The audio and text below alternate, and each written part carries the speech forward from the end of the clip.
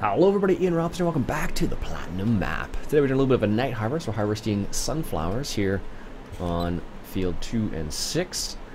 This is one of the combined fields, or at least we combined, so 2 and 6 all together there. I'm joined today once again by Spud and Country Gaming. It's funny, I don't harvest sunflowers very often, but it really shows you how slow sunflowers are. Like if I were to grab the other header there, the sunflower header, the speed at which you can harvest sunflowers increases by a significant amount, which is awesome. So, anyways, let's get that done. Perfect.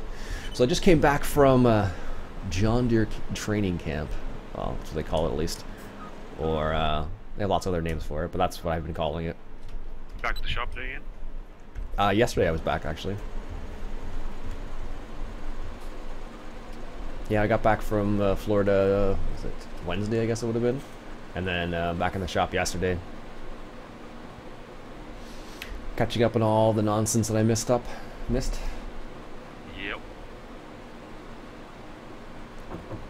Everybody asked how it was, and did you see any alligators? A lot of people ask that question.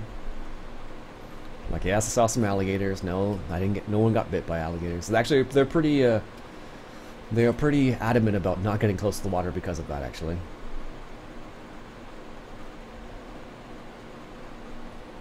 Which is probably for the best, if we're honest with ourselves. Yeah, it'd be a rough way to go. Yeah, apparently what the alligators do down there is they'll grab you and drag you, well, they drag you underwater. And drown you, basically. Which is the same thing crocodiles do, if memory serves. Yeah, they drag you under the water and they roll you over and over and over until you drown.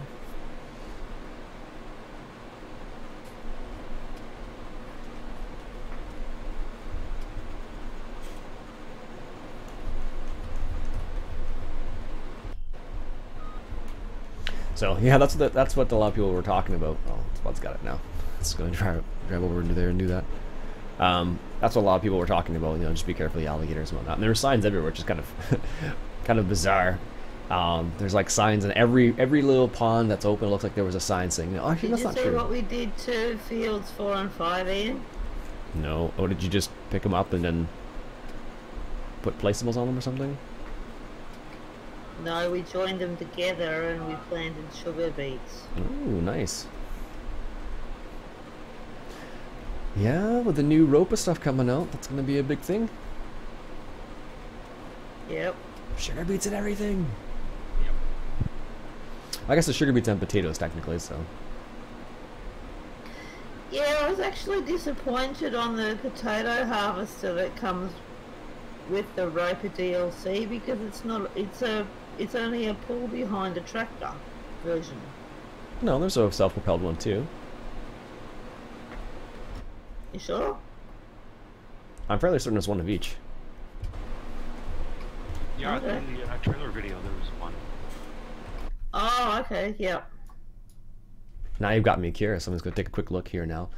But, Yeah, because on the website, it doesn't show the self-propelled potato harvester. It only shows the self-propelled sugar beet harvester. yeah, there's a self-propelled manufacturer, Ropa, Tiger, that's a beet harvester. Oh, for potatoes, you mean?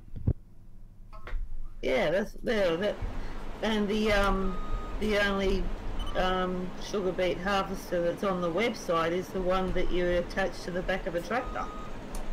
I mean, potato harvester. Yeah. You're looking forward to that mid-size, so it's not as small as the in-game one, which is so tiny. True. Yeah, exactly. It'll be good. So if we switch to a smaller map, it won't be so cumbersome to do some of that potato and sugar beet stuff. Yep. But yeah, it was an interesting time being in Florida because it's like, it's basically spring there for them, but spring is like, you know, 25 degrees C plus, or 20, that's like 22 plus, 22 degrees plus. So like when I was down there, it was gorgeous weather. It was like 25 degrees, 25 to 30 degrees C, sunny both days. Like, you know, people out in shorts and t-shirts and whatnot, and it was so bizarre. And the thing that really kind of made me laugh and giggle was the fact that there are fish everywhere. Like every body of water I looked in, looked like there was fish eating. It was crazy.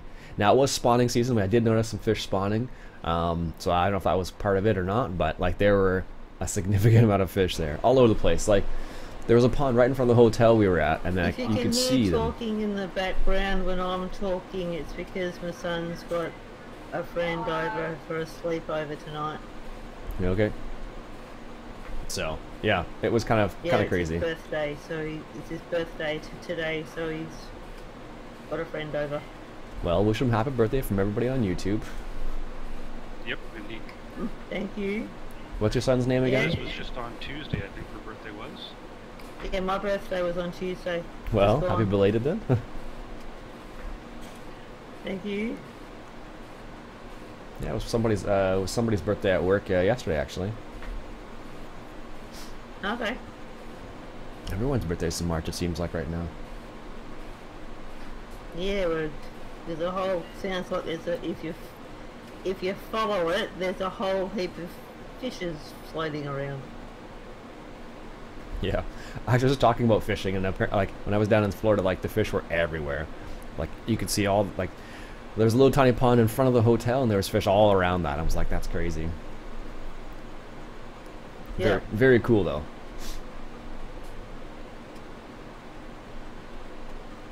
Very cool. Like I considered bringing my fishing rod down for it, but I'm like, you know what? This is the first time I've been to the States, you know, by plane. Maybe we should resist this urge and just, you know, take it easy. Yeah.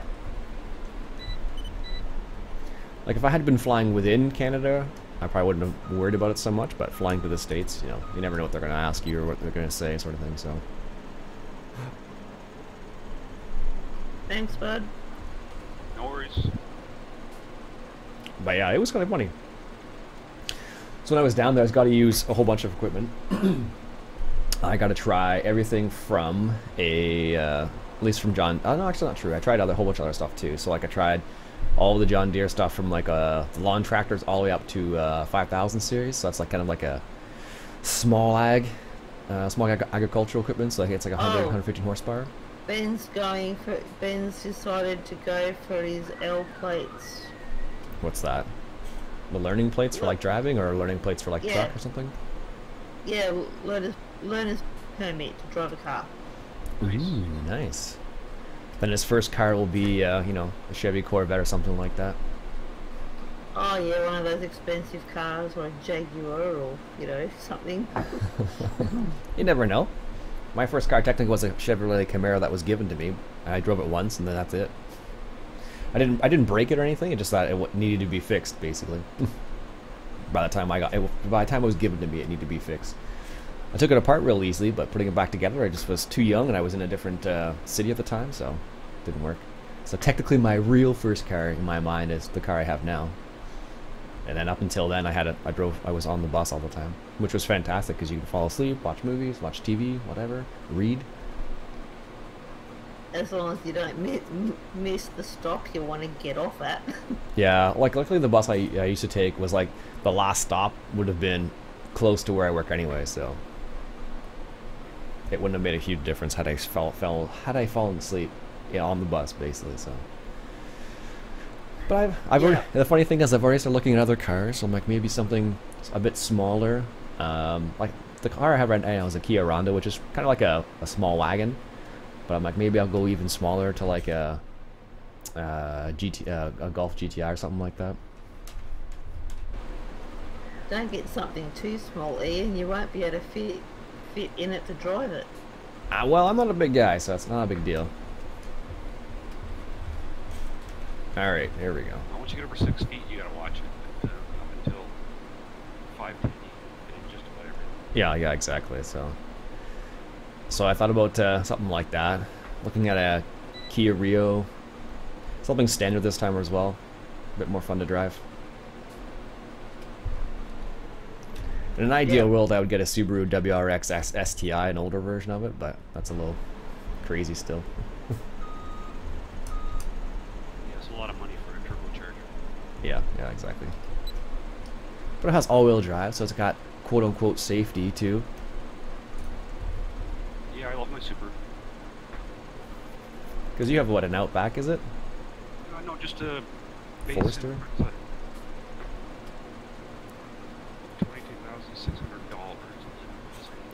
2006. Nice.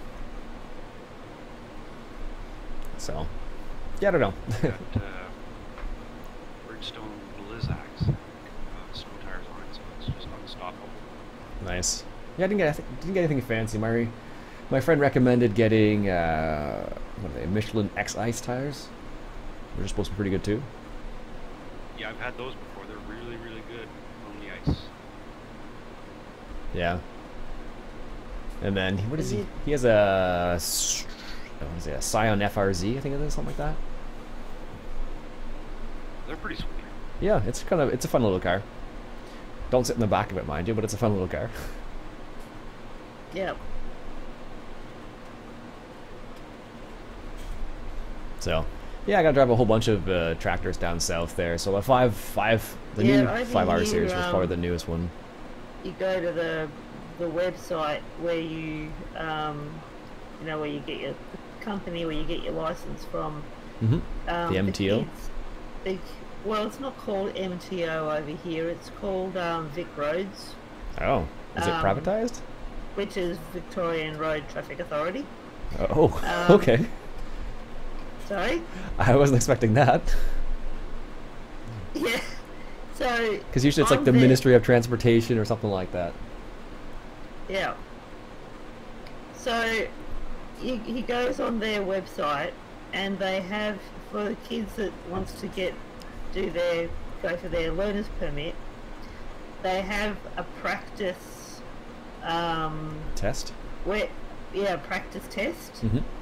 And before they always say that it's a good idea that you get a score of around 95 and above % before you go for you go in to sit for the actual test. Well, it's good they actually have that online though, because when I did my G1, which is what we have in Ontario, which is your learner's permit, you just they gave you a book and said study, and then you went and did the test. There was no nothing in between.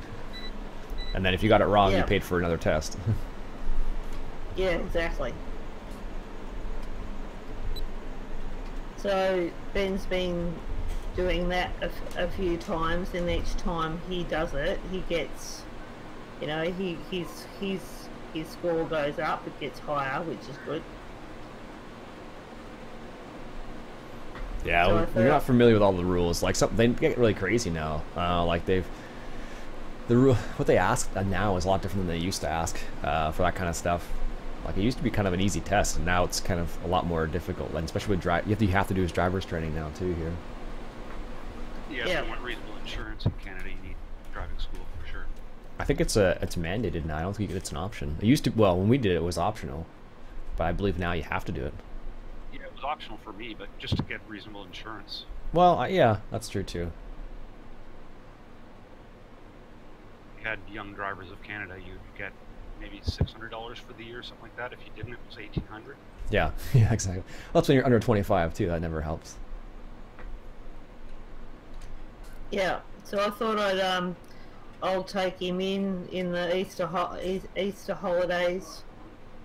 Fork out the $40. That's not too bad actually. And and so he can do the test, and hopefully he'll pass it, and then he can go and get some driving lessons. Yeah, I think for the test here, it's something like $100, I want to say it is. Okay, that's expensive. Yeah, it is.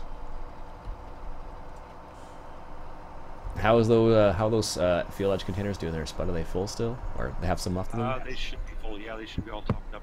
BGA is full, and slurry is at 96%. Let me see if I can find the other truck here. There is a third truck with about 3 of those Doppler trailers on the back, which Peter stuck on. It's in the other shed. In the other shed, or the other shed? It's not in the big bud shed. It's in the shed next to the truck shed. Peter's shed. Yeah, or I think, I'm not sure what else is in that shed. I threw the Amazon in there, I believe.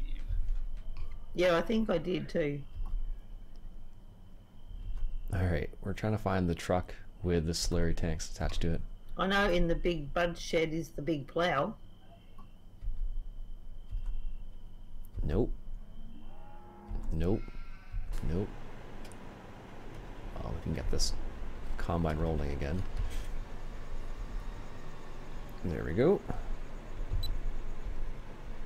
just hire a worker here real quick while we're looking for the other truck. Spider, you in the truck? No, I'm in the slurry spreader. I'm going to go AFK for a second and get changed for work. Nope. Okay. I know we have one around somewhere. Honestly. No, that's the, maybe it's over here. No. Nope. Guess I can move this now. Do a little U-turn here. 97%. Probably should have gone around here. So, yeah, I don't know, like, it was interesting to drive a whole bunch of the different style of tractors that I've never driven before. So, like, you're able to drive some of the, like, yeah, some of the John Deere tractors I had never driven before. So, like I said before, I gotta try a power reverser out to see what that was like, which is interesting. I could see how it would be nice to use that with front loading, like moving dirt around or moving manure around or moving bales around. Once you got kind of used to it and kind of acclimatized to the way it works. But initially it was a little odd for me to use, but... Ah, thank you.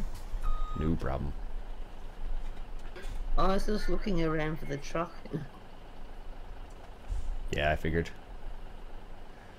Alright. There we go.